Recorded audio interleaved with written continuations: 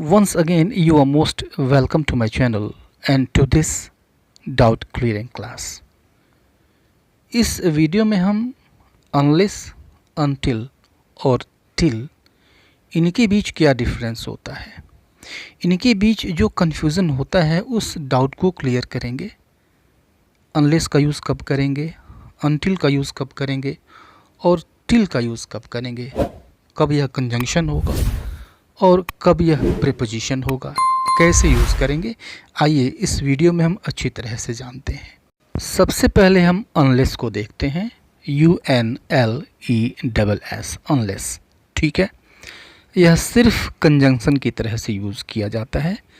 तो जब कंजंक्शन ये हो गया means this conjunction is going to join two different classes.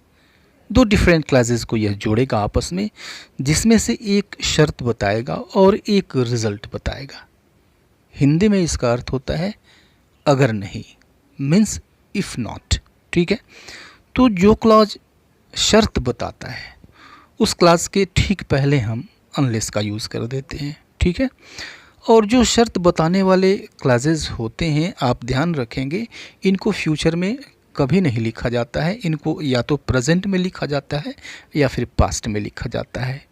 यह बात इस अनलेस के साथ भी लागू होती है, इसका ध्यान रहे। राइट, तो ध्यान रहे कि जो शर्त होगा वह कैसा होगा, नेगेटिव होगा। ठीक है, तो जो शर्त है उसके ठीक पहले हम अनलेस का यूज़ करेंगे।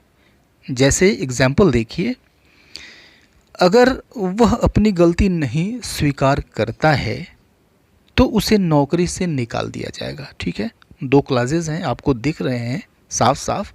अगर वह अपनी गलती नहीं स्वीकार करता है और फिर दूसरा क्लास है उसे नौकरी से निकाल दिया जाएगा।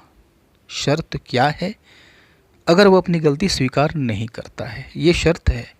ठीक है, और यह ऐसा नहीं होता है तो फिर क्या होगा, वह नौकरी से निकाल दिया जाएगा, यह रिज़ल्ट आएगा। तो जो शर्त बताता है, अब इसमें आया हुआ है अगर नहीं।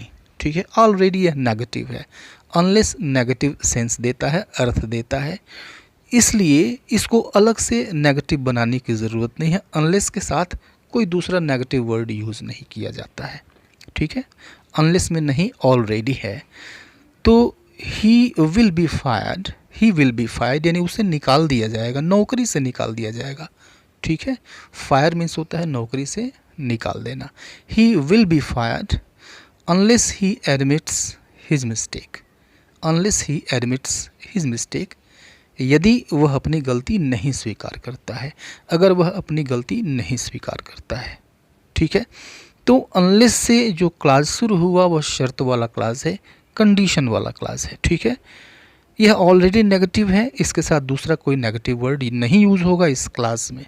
ठीक है, और यह चीज़ भी ध्यान रखने वाली है कि अगर इसका प्रीवियस क्लास यानी जो इसके साथ मेन क्लास आया हुआ है अगर वह फ्यूचर में है, ठीक है, तो अनलेस वाले क्लास को हम प्रेजेंट में रखते हैं, जैसा इसमें रखा गया है unless he admits his mistake, यदि अपनी गलती वह नहीं स्वीकार करता है तो। ठीक है, एक दूसरा सेंटेंस देखते हैं, अगर अंकित पहले वाला लोन नहीं चुकाता है तो बैंक भुगतान रोक देगा।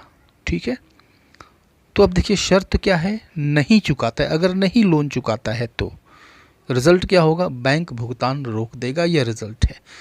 तो जो शर्त वाला क्लास है उसको हम अनलेस से शुरू करेंगे। ठीक है, the bank will put the payment on hold.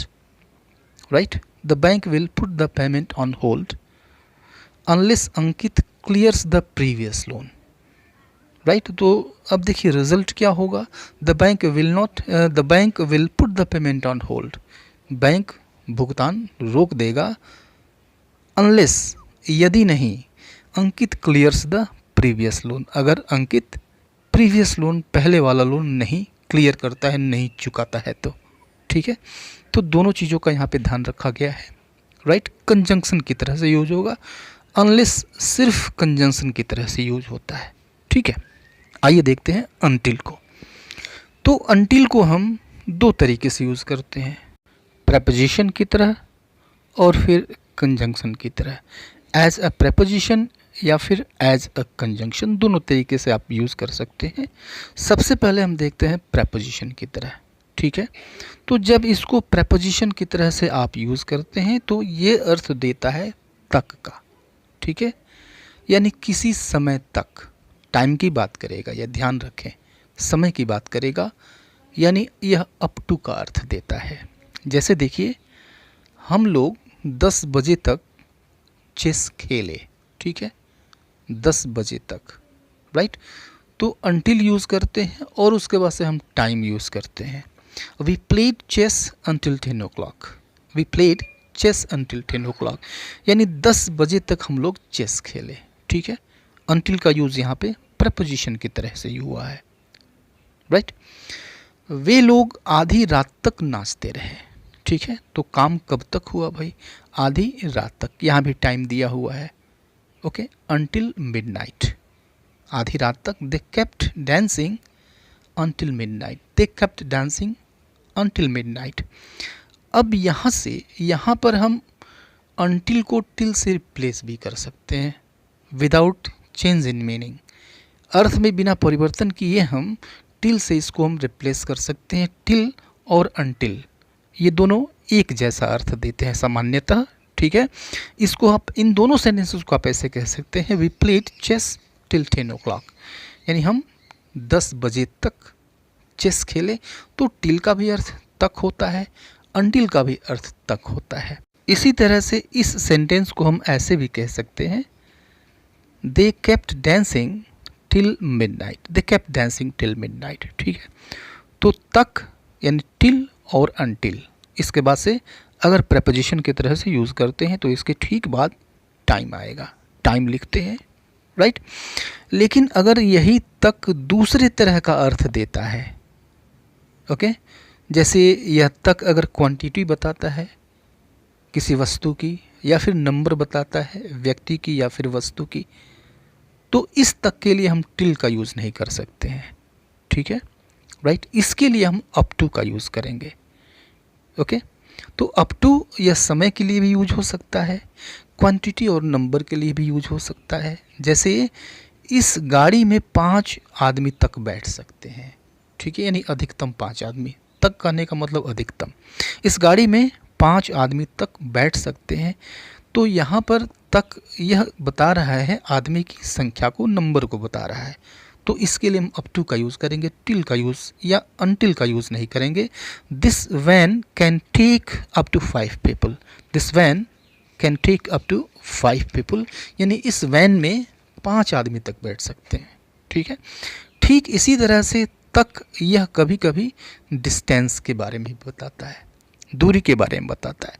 तो जब यह दूरी के बारे में बताए तो फिर हम एज फॉर एज का यूज़ करते हैं, वहाँ पे हम टिल या फिर अनटिल का यूज़ नहीं करेंगे। जैसे मैं स्टेशन तक पैदल गया, ठीक है, दूरी की बात हो रही है। स्टेशन तक कहाँ तक भाई? तो स्टेशन तक, कितनी दूरी तक? स्टेशन तक, राइट, दूरी है ये, डिस्टेंस है। Means I went on foot as far as the station, I went on foot as far as the station, right. तो दूरी के लिए एज फॉर एज का यूज़ करिए।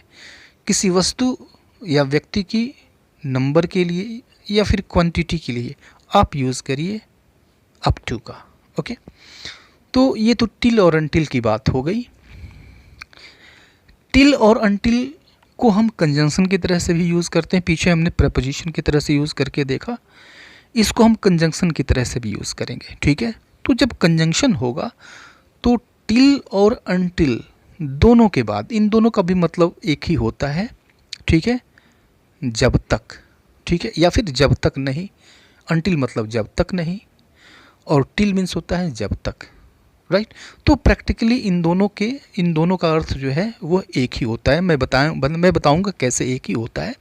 तो जब टिल और अनटिल आप यूज़ करेंगे उसके बाद से टाइम क्लास आएगा, कोई ऐसा क्लास आएगा जो कि समय के बारे में बताएगा, टाइम के बारे में बताएगा। तो क्लास आएगा, ध्यान रखें, सिर्फ टाइम नहीं आएगा, टाइम क्लास आएगा, okay. For example, no one left the room until the meeting ended, no one left the room until the meeting ended, यानी जब तक मीटिंग समाप्त नहीं हो गई किसी ने कमरा नहीं छोड़ा, ठीक है। तो अब देखिए, अगर हम अनटिल का अर्थ लेते हैं मीन्स जब तक नहीं, तो हिंदी में क्या अर्थ देगा, जब तक मीटिंग समाप्त नहीं हो गई। तो जब तक नहीं समाप्त हो गई मीटिंग, किसी ने कमरा नहीं छोड़ा, ये अर्थ निकला। तो अनटिल वाला काज नेगेटिव है, ठीक है। अगर टिल यूज़ करते हैं तो इसका अर्थ होगा no one left the room till the meeting ended, यानी जब तक मीटिंग चली तब तक किसी ने कमरा नहीं छोड़ा। तो जब तक मीटिंग चली, अब ये नेगेटिव नहीं है, टिल का हमने यूज़ किया है, नेगेटिव नहीं है, लेकिन सेंस वही दे रहा है। जो अनटिल का सेंस निकल रहा है वही टिल का भी सेंस निकल रहा है, ठीक है। तो अनटिल जो है ऑलरेडी यह नेगेटिव है, नेगेटिव क्लास है, नेगेटिव क्लास बनाता है। तो इसके साथ अलग से कोई दूसरा नेगेटिव वर्ड यूज़ नहीं किया जाएगा, सिर्फ यही सावधानी हमें रखनी है, ठीक है। टिल के साथ ऐसा नहीं है। एक दूसरा एग्जाम्पल देखिए, he kept waiting until I got back, he kept waiting until I got back, यानी वह मेरा इंतज़ार करता रहा जब तक मैं वापस नहीं आया, ठीक है। जब तक मैं वापस नहीं आया, तो जब तक नहीं, until, ठीक है। इसको हम टिल के भी यूज़ से कह सकते हैं, अर्थ में कोई चेंजिंग नहीं आएगी। ही kept waiting till I got back, he kept waiting till I got back, यानी वह इंतज़ार करता रहा जब तक मैं वापस आया, ठीक है। तो जब तक या फिर जब तक नहीं, प्रैक्टिकली इन दोनों के सेंस में जब हम इसको मेन क्लास के साथ जोड़ते हैं तो सेंस में कोई अंतर नहीं आता है, ठीक है। तो आप अल्टरनेटिवली टिल का यूज़ कर सकते हैं, अनटिल का यूज़ कर सकते हैं। The meaning is not going to be changed, right. But be careful, एक ही चीज़ ध्यान में रखना है, and that is you are not going to use any negative word with until. In until class there will be no other negative word because it is already negative. Okay, last sentence लेते हैं, example लेते हैं एक और। He was the headmaster until he retired in 2015, ठीक है। तो मतलब इसका क्या निकला, he was the headmaster until he retired in 2015, यानी वह हेडमास्टर था, प्रधानाध्यापक था, जब तक कि वह 2015 में रिटायर नहीं हो गया, ठीक है। अनटिल का अर्थ ये है, जब तक नहीं रिटायर वो हो गया। अब टिल को यूज़ करके इसको हम लिखते हैं, he was the headmaster till he retired in 2015, ठीक है। यानी 2015 में रिटायर होने तक वह हेडमास्टर था, ठीक है। दोनों का प्रैक्टिकली दोनों के अर्थ में कोई अंतर नहीं है। तो मैं समझता हूँ कि अब तक सारे डाउट्स क्लियर हो गए होंगे, अनलेस को लेकर, अनटिल और टिल को लेकर। मिलते हैं नेक्स्ट वीडियो में, तब तक के लिए goodbye and take care.